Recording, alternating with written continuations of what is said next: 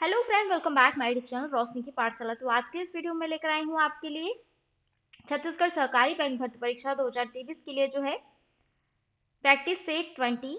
ठीक है, इस वीडियो में हम देखने वाले हैं प्रैक्टिस सेट 20, जिसमें हम देखेंगे कंप्यूटर के इम्पोर्टेंट क्वेश्चन आंसर, जो कि एग्जाम की दृष्टि से इम्पोर्टेंट है, जो प्रीवियस ईयर के एग्जाम में पूछे गए क्वेश्चन का एक सेट है। ठीक है, जिसमें हम देखेंगे 50 इम्पोर्टेंट क्वेश्चन आंसर कंप्यूटर से संबंधित। ठीक है, तो इम्पोर्टेंट है, सारे क्वेश्चन जो है इम्पोर्टेंट है। आपको जल्दी से जो है, अगर आपको इसका पीडीएफ नोट्स चाहिए तो आप टेलीग्राम ग्रुप जरूर ज्वाइन कर लेना। टेलीग्राम ग्रुप का जो लिंक है वो डिस्क्रिप्शन बॉक्स में आपको देखने को मिलेगा। ठीक है, आप जाकर जरूर ज्वाइन करें और वहां से आपको पीडीएफ नोट्स आपको मिल जाएगा आपके प्रैक्टिस के लिए। ठीक है, तो एग्जाम को जो है सिर्फ 5 दिन बचा है, 29 को एग्जाम है, तो आपको जो है जल्दी से ये सब कवर करना है। ठीक है, तो पहला क्वेश्चन हम देख लेते हैं। एम्बेडेड कंप्यूटर में आमतौर पर विशिष्ट कार्यों के निष्पादन हेतु निम्नलिखित में से किस प्रोसेसिंग कोर का उपयोग किया जाता है? तो किस प्रोसेसिंग कोर का उपयोग किया जाता है? तो इसका राइट आंसर होगा डिजिटल सिग्नल प्रोसेसर। ठीक है, डिजिटल सिग्नल प्रोसेसर जो है उसको क्या कहा जाता है शॉर्ट फॉर्म में? अगर डिजिटल सिग्नल प्रोसेसर नहीं आया, ठीक है, तो क्या कहा जाता है? डीएसपी कहा जाता है। ठीक है, याद रखना, डीएसपी कहा जाता है। ठीक है, डिजिटल सिग्नल प्रोसेसर का जो शॉर्ट फॉर्म है, ठीक है, संक्षिप्त में जो है डीएसपी लिखा जाता है। जो आवाज, ऑडियो, वीडियो और टेम्परेचर, दबाव यानी कि वास्तविक दुनिया के सिग्नल्स को जो है ये जो है डिजिटल सिग्नल प्रोसेस जो है लेते हैं, जिन्हें डिजिटलीकृत किया गया हो। ठीक है, यानी कि ऑडियो वीडियो को जो है डिजिटलीकृत से परिवर्तन किया गया हो, उस सिग्नल को जो है डीएसपी लेता है और गणितीय रूप से जो है हेरफेर करता है, यानी कि परिवर्तन करता है। यानी कि डीएसपी को जो है जोड़, घटाना और गुणा भाग जैसे गणितीय कार्य के लिए जो है इसको डिजाइन किया गया है, डीएसपी को, यानी कि डिजिटल सिग्नल प्रोसेसर को। ठीक है, तो नेक्स्ट हम देख लेते हैं, निम्नलिखित में से कौन सा कंप्यूटर अपने प्रोग्राम के अंतर्गत समांतर गणना के साथ जुड़ा होता है? तो निम्नलिखित में से कौन सा कंप्यूटर अपने प्रोग्राम के अंतर्गत समांतर गणना के साथ जुड़ा होता है? तो इसका राइट आंसर है सुपर कंप्यूटर। ठीक है, तो इसको जो है सुपर कंप्यूटर के बारे में आपको पता ही होगा। सुपर कंप्यूटर जो है सुपर से ही पता चलता है कि ये जो है हाई स्पीड कंप्यूटर है सामान्य कंप्यूटर से तुलना में। ठीक है, तो ये जो है समांतर गणना के साथ जुड़ा होता है। ठीक है, हाई स्पीड जो है कंप्यूटर होता है। ठीक है, तेज गति वाला कंप्यूटर होता है सुपर कंप्यूटर सामान्य कंप्यूटर से मुकाबले। ठीक है, नेक्स्ट हम देख लेते हैं, मेन फ्रेम कंप्यूटर के समांतरीकरण के फलस्वरूप प्रोग्राम में होने वाली अधिकतम संभावित गति के कारणों हेतु निम्नलिखित में से कौन सा नियम उत्तरदायी है? तो कौन सा नियम उत्तरदायी है? तो इसका राइट आंसर हो जाएगा केरे का नियम। ठीक है, किसमें? मेन फ्रेम कंप्यूटर के समानांतरीकरण के फलस्वरूप जो प्रोग्राम में होने वाली अधिकतम संभावित गति के कारणों का जो है जो नियम है किसके उत्तरदायी होता है? केरे का नियम का जो है उत्तरदायी होता है। नेक्स्ट हम देख लेते हैं, निम्नलिखित में से किस नियम में आनुभाविक रूप से यह निरीक्षित किया गया है कि किसी माइक्रोप्रोसेसर में 18 से 24 महीनों में ट्रांजिस्टर घनत्व दोगुना हो जाता है? तो कौन से नियम में जो है आनुभाविक रूप से यह निरीक्षित किया गया है कि किसी माइक्रो प्रोसेसर में 18 से 24 महीनों में ट्रांजिस्टर का घनत्व क्या हो जाता है? दोगुना हो जाता है। तो कौन से नियम में किया गया है निरीक्षित? तो इसका राइट आंसर है मूर का नियम में किया गया है। नेक्स्ट हम देख लेते हैं, फिलन के टैक्सोनॉमी से संबंधित क्षेत्र इनमें से कौन सा है? तो इसका राइट आंसर है समांतर एवं क्रमागत कंप्यूटर्स तथा प्रोग्राम्स का वर्गीकरण। ठीक है, माइक्रो कंप्यूटर हार्डवेयर में भौतिक उपकरणों के 3 आधारभूत वर्गीकरण शामिल होते हैं। ये हैं, तो माइक्रो कंप्यूटर हार्डवेयर में भौतिक उपकरणों में कौन से 3 आधारभूत जो है वर्गीकरण शामिल होते हैं? तो इसका राइट आंसर है सिस्टम यूनिट, इनपुट, आउटपुट और द्वितीयक मेमोरी यानी कि सेकेंडरी मेमोरी। ठीक है, याद रखना सिस्टम यूनिट, इनपुट, आउटपुट और द्वितीयक मेमोरी शामिल होते हैं। ठीक है, माइक्रो कंप्यूटर हार्डवेयर में। ठीक है, नेक्स्ट हम देख लेते हैं कंप्यूटर प्रौद्योगिकी का पिता किसे माना जाता है। तो कंप्यूटर प्रौद्योगिकी का पिता जो है किसे माना जाता है, एलन ट्यूरिंग को माना जाता है। याद रखना, इंपॉर्टेंट है, सारे क्वेश्चन जो है इंपॉर्टेंट है। और ऐसे ही इंपॉर्टेंट क्वेश्चन आंसर के लिए जो है मेरे चैनल को सब्सक्राइब करिए, साथ ही बेल आइकन को प्रेस कीजिए ताकि आने वाली वीडियो का नोटिफिकेशन आपको मिले। और वीडियो कैसा लगा कमेंट करके जरूर बताएं, और वीडियो पसंद आए तो लाइक जरूर करिएगा। तो नेक्स्ट हम देख लेते हैं निम्नलिखित व्याख्याओं में से साइबर के संबंध में दी गई कौन सी व्याख्या सही है। तो इसका राइट आंसर है, यह एक ऐसी तकनीक है जिसमें बायोनिक अथवा रोबोटिक एम्प्लायंस होते हैं। ठीक है, तो नेक्स्ट हम देख लेते हैं डाटा माइनिंग क्या है, जो कि आधुनिक युग में कृत्रिम बुद्धिमत्ता का उपयोग करता है। तो इसका राइट आंसर है, पूर्व के अज्ञात रोचक पैटर्नों को खोज निकालने हेतु भारी मात्रा में मौजूद आंकड़ों के विश्लेषण की स्वचालित अथवा अर्ध स्वचालित तकनीक है। ठीक है, डाटा माइनिंग क्या है, जो आधुनिक युग में कृत्रिम बुद्धिमत्ता का उपयोग करता है, यानी कि क्या है, पूर्व के यानी कि पहले के अज्ञात रोचक पैटर्नों को जो है खोज निकालने हेतु जो है भारी मात्रा में इसको क्या करता है, मौजूद आंकड़ों के विश्लेषण की क्या करता है, ये स्वचालित और अर्ध स्वचालित तकनीक है, क्या, डाटा माइनिंग। ठीक है, नेक्स्ट हम देख लेते हैं इलेक्ट्रॉनिक्स के विषय में निम्नलिखित में से कौन सा कथन सही है। तो इलेक्ट्रॉनिक्स के विषय में कौन सा कथन सही है, तो इसका राइट आंसर हो जाएगा, यह जो है नैनो स्केल रोबोटिक्स को निर्मित करने वाली नैनो तकनीक और कंप्यूटर विज्ञान की सम्मिलित तकनीक है। क्या है इलेक्ट्रॉनिक्स, इलेक्ट्रॉनिक्स क्या है, ये जो है यह नैनो स्केल यानी कि नैनो मतलब छोटा, ठीक है, सूक्ष्म।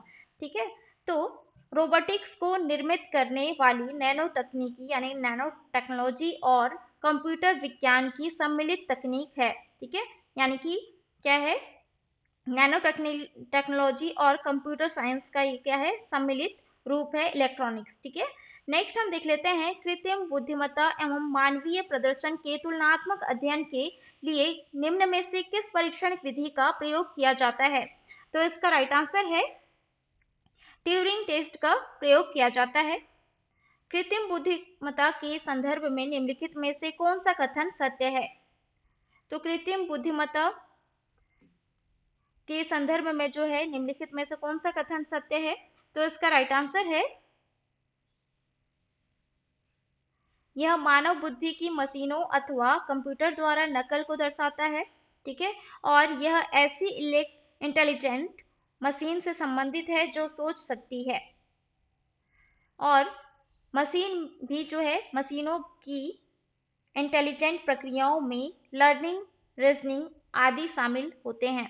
तो ये जो है कृत्रिम बुद्धिमत्ता यानी कि आर्टिफिशियल इंटेलिजेंस जो है, ये सारे कथन जो है सही है। तो इसका राइट आंसर है ऑप्शन डी। नेक्स्ट हम देख लेते हैं वर्चुअल प्राइवेट नेटवर्क क्या है। तो वर्चुअल प्राइवेट नेटवर्क क्या है, तो इसका राइट आंसर हो जाएगा, यह एक पब्लिक इंटरनेट से संबंधित एक कंप्यूटर नेटवर्क है जो यूजर को प्रेषित सूचना की सुरक्षा को कायम रखते हुए उनके संगठन के अन्य कंप्यूटर्स तक अपनी पहुंच बनाने की सुविधा प्रदान करता है।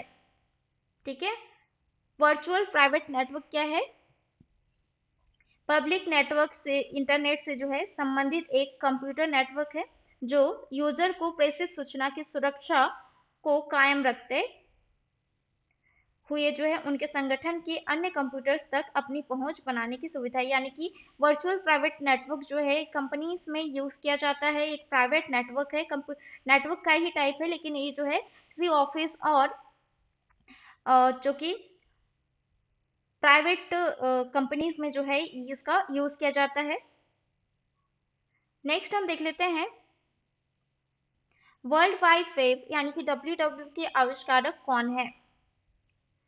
तो वर्ल्ड वाइड वेब की आविष्कारक कौन है, सबको पता होगा, कमेंट करके बता दीजिए। ठीक है, तो इसका राइट आंसर होगा टिम बर्नर्स-ली। ठीक है, टिम बर्नर्स-ली द्वारा जो है वर्ल्ड वाइड वेब की आविष्कार किया गया था। ठीक है, वेब सर्च इंजन क्या है? तो वेब सर्च इंजन क्या है? यह एक इंटरनेट पर सूचनाओं को ढूंढने के लिए जो है डिजाइन किया गया इंजन है। ठीक है, सर्च इंजन, जैसे कि गूगल है, याहू है। ठीक है, ये सब जो क्या है, सर्च इंजन है। नेक्स्ट हम देख लेते हैं ऑप्टिकल फाइबर्स की विशेषताओं के संदर्भ में दिए गए निम्नलिखित कथनों में से कौन सा सही है? तो इसका राइट आंसर हो जाएगा ऑप्टिकल फाइबर संचार की अन्य विधियों की तुलना में अधिक लंबी दूरी तक सिग्नल प्रेषित करती है और ऑप्टिकल फाइबर संचार की अन्य मेटल वायर सिस्टम की तुलना में निम्न स्तरीय बैंडविड्थ को प्रेषित कर सकती है। तो इसका राइट आंसर हो जाएगा ए और बी दोनों। ठीक है, ऑप्टिकल फाइबर्स की विशेषताओं के संदर्भ में जो है नीचे दिए गए ए और बी दोनों सही हैं। ठीक है, तो नेक्स्ट हम देख लेते हैं इंट्रानेट के विषय में दिए गए निम्नलिखित कथनों यानी कि तथ्यों में से जो है कौन सा सही है, ये हमको ज्ञात करना है। ठीक है, तो इंट्रानेट जो है ये एक निजी कंप्यूटर नेटवर्क है जो किसी संगठन की सूचना के किसी हिस्से को सुरक्षित बांटने के लिए, यानी कि जैसे कि मैंने बताया, जैसे कि प्राइवेट इंटरनेट जो है कौन चलाता है, जैसे कि घरों में या फिर ऑफिस में या फिर कंपनीज में जो है अपने एम्प्लॉयज के जो है प्रोवाइड करता है, यानी कि डाटा को जो है आदान प्रदान करने के लिए प्राइवेटली उसको यूज किया जाता है। ठीक है, इंट्रानेट। ठीक है, इंट्रानेट क्या है? निजी कंप्यूटर यानी कि प्राइवेट कंप्यूटर नेटवर्क है जो किसी संगठन की सूचना के किसी हिस्से को सुरक्षित बांटने के लिए इंटरनेट प्रोटोकॉल तकनीकी का जो है उपयोग करता है, और यह एक संगठन की आंतरिक वेबसाइट तथा सूचना तकनीकी आधारित जो है एक संरचना है। तो इसका राइट आंसर क्या हो जाएगा? ए और बी दोनों। नेक्स्ट हम देख लेते हैं उस सॉफ्टवेयर का नाम क्या है जिसकी सहायता से आप इंटरनेट पर उपलब्ध वेबसाइटों को खोल सकते हैं। तो उस सॉफ्टवेयर का नाम क्या है? तो इसका राइट आंसर हो जाएगा ब्राउजर। ठीक है, ब्राउजर की मदद से जो क्या करते हैं आप इंटरनेट पर उपलब्ध वेबसाइटों को जो है आप खोल सकते हैं। ठीक है, आप ब्राउजर में ही जाकर जो है आप सर्च करते हैं, उससे जो है वेबसाइट को आप खोल सकते हैं, ओपन कर सकते हैं। ठीक है, तो नेक्स्ट हम देख लेते हैं गोफर उपयोगी होता है। तो गोफर उपयोगी किस लिए होता है? गोफर जो है सूचना के स्थानांतरीकरण के लिए उपयोग होता है। ठीक है, गोफर जो है सूचना के ट्रांसफर के लिए यानी कि भेजने के लिए, स्थानांतरित करने के लिए जो है उपयोग किया जाता है। नेक्स्ट हम देख लेते हैं निम्नांकित में से कहीं सही कथन चयन करें। तो निम्नांकित में से सही कथन हमको चयन करना है। तो हम देखते हैं, देखो 2.G यानी कि 2.5 जनरेशन वह 2G प्रणाली है जो सर्किट स्विच डोमेन के साथ जो है साथ साथ पैकेट स्विच डोमेन को भी क्रियान्वित संचालित करती है। अगर आपको इसको ब्लर दिखे, ठीक है, ब्लर दिखे तो आप जो है क्वालिटी थोड़ा बढ़ा कर आप देख लीजिएगा। अगर आपको पीडीएफ नोट्स चाहिए तो पीडीएफ नोट्स आपको टेलीग्राम ग्रुप में मिल जाएगा। ठीक है, तो इसका राइट आंसर क्या हो जाएगा? Option A. ठीक है, यानी कि 2.5G यानी कि 2.5 जनरेशन वह 2G प्रणाली है जो सर्किट स्विच डोमेन के साथ साथ जो है पैकेट स्विच डोमेन को भी क्रियान्वित या संचालित करती है। ठीक है, नेक्स्ट हम देख लेते हैं इलेक्ट्रोमैग्नेटिक स्पेक्ट्रम के रेडियो तरंगों के बारे में निम्नांकित में से कौन सा कथन सही है?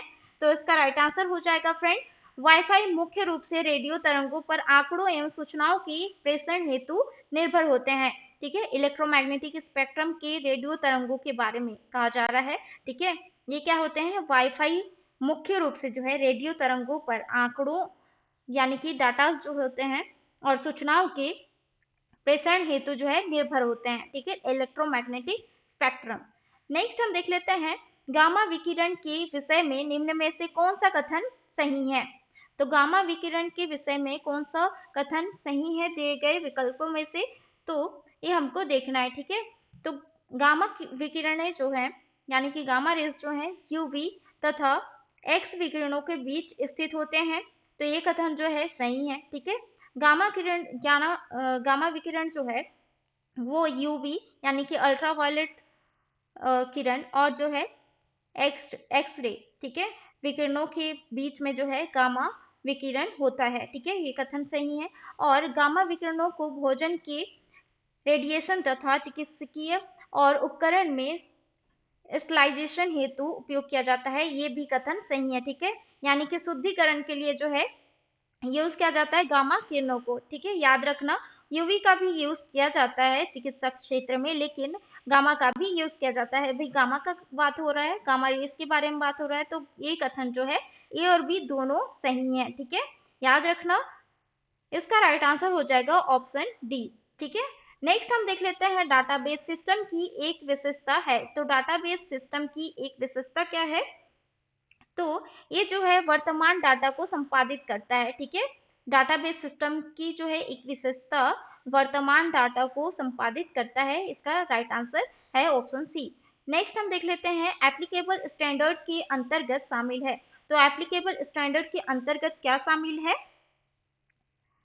कंपनी, डिपार्टमेंटल और इंडस्ट्री एप्लीकेबल स्टैंडर्ड के अंतर्गत जो है शामिल है। तो इसका राइट आंसर हो जाएगा ऑप्शन डी, ये सभी। नेक्स्ट हम देख लेते हैं रिलेशनल डाटाबेस किस प्रकार के रिलेशन होते हैं। तो रिलेशनल डाटाबेस जो है किस प्रकार के रिलेशन होते हैं? देखो, रिलेशनल डाटाबेस एक प्रकार का जो है डाटाबेस है जो मूल्यवान जानकारी या डाटा को जो है टेबल्स में व्यवस्थित करता है। तो इसको क्या कहा जाएगा? इसका इसका राइट आंसर हो जाएगा फ्रेंड नॉर्मलाइज्ड। ठीक है, रिलेशन डाटाबेस जो है एक नॉर्मलाइज्ड प्रकार का रिलेशन होता है, जिसमें जो है डाटाबेस यानी कि मूल्यवान इंफॉर्मेशंस को जो है, यानी कि आप इंफॉर्मेशंस देंगे तो जो है डाटा को टेबल्स में वो क्या करता है? व्यवस्थित करता है, अरेंज करता है। ठीक है, रिलेशनल डाटाबेस। ठीक है, नेक्स्ट हम देख लेते हैं डीडीएल का पूर्ण रूप है। तो डीडीएल का पूर्ण रूप क्या है फ्रेंड? Data definition language. ठीक है, डाटा डेफिनेशन लैंग्वेज है इसका राइट आंसर। ठीक है, तो कहाँ पे दिया हुआ है? ऑप्शन ए में दिया है, वो कहाँ दिया हुआ है। ठीक है, तो डाटाबेस जो है क्या करता है, यानी कि डीडीएल क्या करता है? डाटाबेस स्कीमा को जो है डिफाइन यानी कि परिभाषित करने के लिए जो है एक को जो है एसक्यूएल का जो है कमांड होता है। ठीक है, वो क्या करता है? एसक्यूएल कमांड को सेट करता है। ठीक है, डीडीएल यानी कि डाटा डेफिनेशन लैंग्वेज। नेक्स्ट हम देख लेते हैं रिलेशन के प्रत्येक रिकॉर्ड को कहा जाता है। तो रिलेशन के प्रत्येक रिकॉर्ड को क्या कहा जाता है? तो इसका राइट आंसर है टपल कहा जाता है। ठीक है, रिलेशन के प्रत्येक रिकॉर्ड को कहा जाता है टपल। नेक्स्ट हम देख लेते हैं निम्न में से कौन रिलेशन का एक एट्रीब्यूट होता है। तो निम्न में से कौन सा रिलेशन का एक एट्रीब्यूट होता है? तो इसका राइट आंसर होगा प्राइमरी की। ठीक है, प्राइमरी की एक जो है कॉलम या फिर कॉलम्स का संयोजन होता है, जिसमें पंक्ति या टपल्स को जो है यूनिकली आइडेंटिफाई करता है। ठीक है, अच्छे तरीके से जो है प्राइमरी की क्या करता है? कॉलम्स का संयोजन होता है, जिसमें जो है पंक्ति या टेबल्स को जो है यानी कि टपल्स को वो क्या करता है? डिफाइन करता है, प्राइमरी की। नेक्स्ट हम देख लेते हैं एसक्यूएल के कमांड्स में सबसे महत्वपूर्ण है। तो एसक्यूएल के कमांड्स में सबसे महत्वपूर्ण क्या है? तो एसक्यूएल कमांड्स में जो है 5 प्रकार के कमांड्स होते हैं। ठीक है, तो एसक्यूएल का फुल फॉर्म क्या हो जाएगा? Structured query language. ये एक जो है रिलेशन डाटाबेस की मानक क्वेरी लैंग्वेज है, जिसमें जो है विशेष कमांड्स का यूज किया जाता है। मैंने कहा अभी जो कि 5 कमांड्स होते हैं। ठीक है, उसमें से महत्वपूर्ण कमांड्स कौन है, तो ये हमको बताना है। ठीक है, तो सेलेक्ट जो है एसक्यूएल का महत्वपूर्ण कमांड है, याद रखना, क्वेश्चन पूछे जाएंगे, इंपॉर्टेंट है। डाटाबेस लिंक के लिए आवश्यक है। तो डाटाबेस लिंक के लिए क्या आवश्यक है?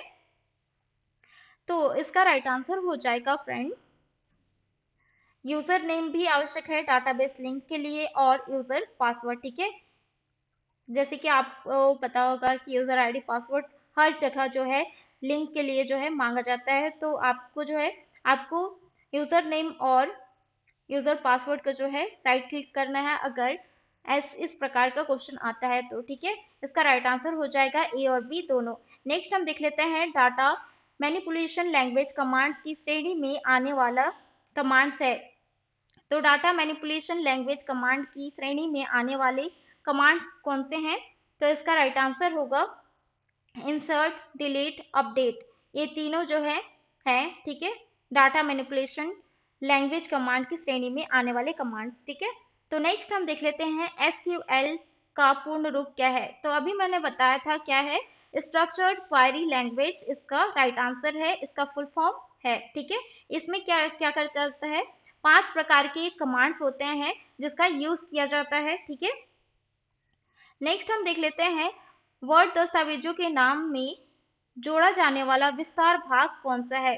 ठीक है, कभी आपने वर्ड डॉक्यूमेंट को आपने सेव किया होगा तो आपको जो है जिस नाम से आप सेव करते हैं उसके बाद जो है लास्ट में एक यानी कि वर्ड के साइड से जो है, जैसे कि आप सेव करेंगे तो उसमें जो है आपको एक वर्ड लिखा दिखाई देता है। ठीक है, जिसको कहा जाता है डॉग। ठीक है, ये डॉग जो है अपने आप उसमें ऐड हो जाता है। ठीक है, तो इसका राइट आंसर क्या हो जाएगा, डॉग। नेक्स्ट हम देख लेते हैं किस शॉर्टकट का प्रयोग करके हम एमएस वर्ड की फाइलों को सेव कर सकते हैं।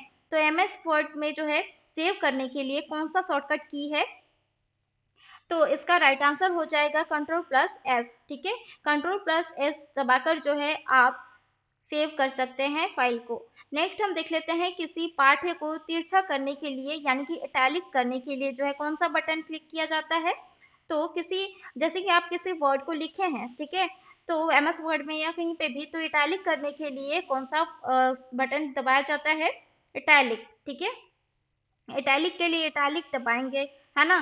तो फिर क्या है इसका शॉर्टकट की, इसका शॉर्टकट की है कंट्रोल प्लस आई।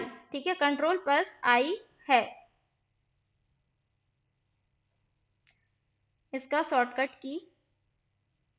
नेक्स्ट हम देख लेते हैं इनमें से कौन सा बटन टॉगल बटन नहीं है। तो कौन सा बटन है जो टॉगल बटन नहीं है,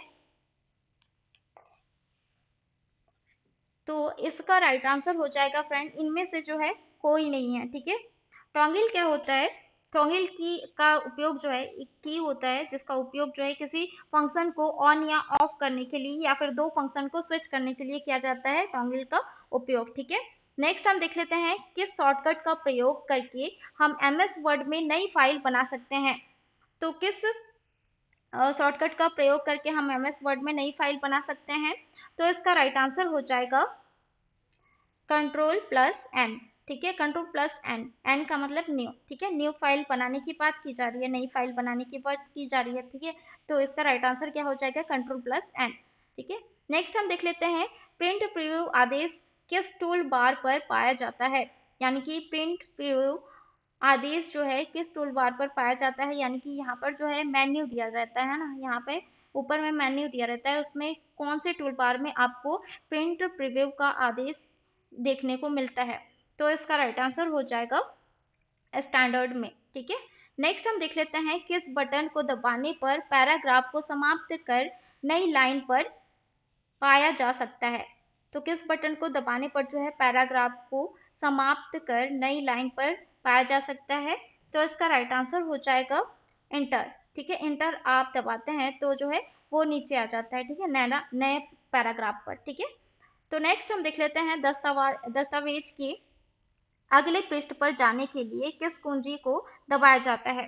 तो दस्तावेज के यानी कि डॉक्यूमेंट के अगले पृष्ठ पर, अगले पेज पर जाने के लिए किस कुंजी को दबाया जाता है, यानी कि बटन को दबाया जाता है। तो इसका राइट आंसर हो जाएगा पेज डाउन।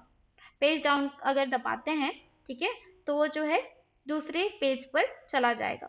नेक्स्ट हम देख लेते हैं कौन सा अलाइनमेंट मोड दस्तावेजों यानी कि डॉक्यूमेंट्स को दोनों ओर से अलाइन कर देता है। ठीक है, अलाइन का मतलब जैसे कि जस्टिफाई होता है, अलाइन लेफ्ट, अलाइन राइट और सेंटर। ठीक है, यानी कि जैसे कि आप लिखे होंगे कुछ डॉक्यूमेंट्स होगा, ठीक है, अगर अलाइन सेट करते हैं तो अगर लेफ्ट अलाइन करेंगे तो लेफ्ट चला जाएगा, राइट अलाइन करेंगे तो राइट चला जाएगा, और सेंटर में करेंगे तो सेंटर में रहेगा। अगर जस्टिफाई करते हैं तो दोनों साइड क्या हो जाता है, अलाइन बन जाता है। ठीक है, दोनों साइड क्या हो जाता है, अलाइन बन जाता है। तो इसमें क्या होगा, कौन सा अलाइनमेंट मोड दस्तावेजों को दोनों ओर से अलाइन कर देता है। तो इसका राइट आंसर क्या हो जाएगा, जैसे कि मैंने अभी बताया कि जस्टिफाई करने से जो है दोनों साइड अलाइन बन जाता है। तो इसका राइट आंसर क्या हो जाएगा, ऑप्शन डी इसका राइट आंसर हो जाएगा। नेक्स्ट हम देख लेते हैं कौन सा बॉक्स यूजर के साथ इंटरेक्शन करने में काम आता है। ठीक है, तो कौन सा बॉक्स है जो यूजर के साथ इंटरेक्शन करने में काम आता है?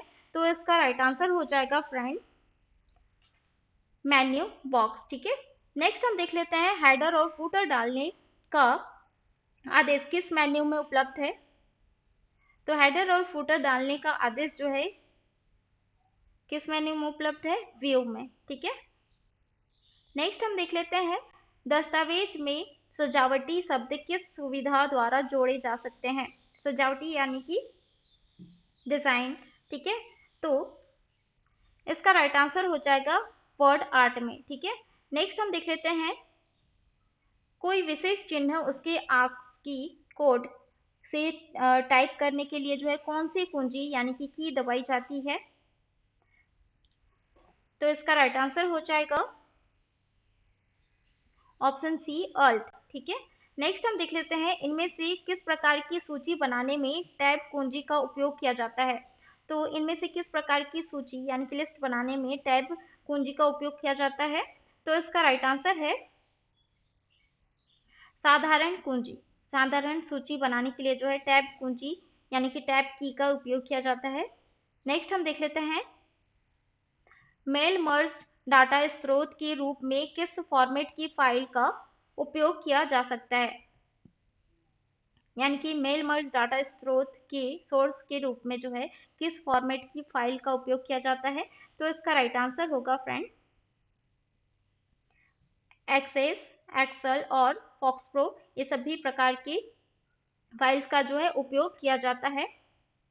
तो इसका राइट आंसर हो जाएगा ई सभी। ठीक है, नेक्स्ट हम देख लेते हैं कट की हुई टेक्स्ट यानी कि स्टोर होती है। तो कट की हुई टेक्स्ट या स्टोर कहाँ पे होती है?